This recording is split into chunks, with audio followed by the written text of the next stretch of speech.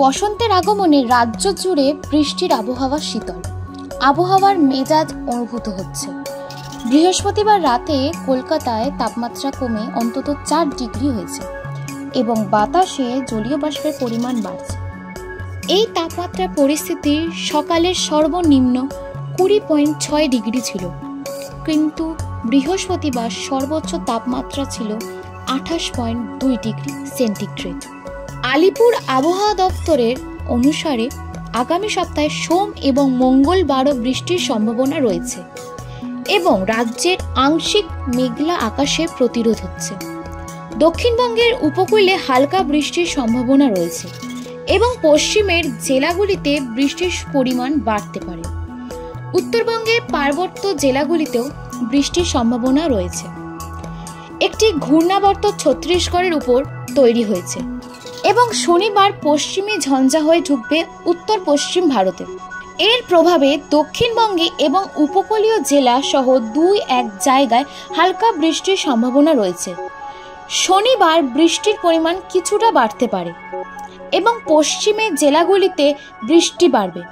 দক্ষিণবঙ্গে মঙ্গলবার পর্যন্ত বৃষ্টির পূর্বাভাস রয়েছে, তবে এই বৃষ্টিতে তাপমাত্রায় কোনো হেরফের হবে না। বাতাসে জলীয় বাষ্পের পরিমাণ বেশি হওয়ায় আর্দ্রতাজনিত অস্বস্তি থাকবে। আগামী 4-5 দিনেই এই অবস্থা থাকতে পারে। আজ শুক্রবার পূর্ব মেদিনীপুর এবং দক্ষিণ 24 পরগনায় বৃষ্টি হতে সম্ভাবনা অধিক। শনিবারে কলকাতা সহ দক্ষিণবঙ্গের উপকূল এবং তার সংলগ্ন জেলায় হালকা থেকে মাঝারি বৃষ্টির সম্ভাবনা রয়েছে।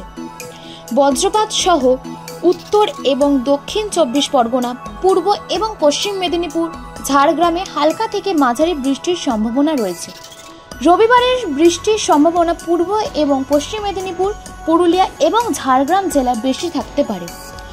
পরবর্তী সপ্তাহে সোমবারে বেশি বৃষ্টির সম্ভাবনা পুরুলিয়া, বীরভূম এবং পশ্চিম বর্ধমান জেলায় বেশি হতে পারে। মঙ্গলবারে দক্ষিণবঙ্গের বেশিরভাগ জেলায় বৃষ্টি বাড়তে পারে। এখানে শুধুমাত্র দার্জিলিং জেলায় পার্বত্য এলাকায় হালকা বৃষ্টি অনুকূল হবে। রবিবার পর্যন্ত বৃষ্টির সম্ভাবনা রয়েছে। বজ্রপাত সহ দার্জিলিং এবং কালিম্পং জেলাতে বৃষ্টির সতর্কতা সহায়ক হবে। আলিপুরদুয়ার, জলপাইগুড়ি এবং কোচবিহার জেলায় বিভিন্ন অঞ্চলে হালকা থেকে মাঝারি বৃষ্টির অনুকূল হবে। শনি এবং রবিবারে দার্জিলিং ও কালিম্পং একে অপরকে ছাড়াও কিছু এলাকায় 2-1 পলকা বৃষ্টি হতে পারে। অন্যান্য জেলার জন্য বৃষ্টির সম্ভাবনা নেই বললেই চলে।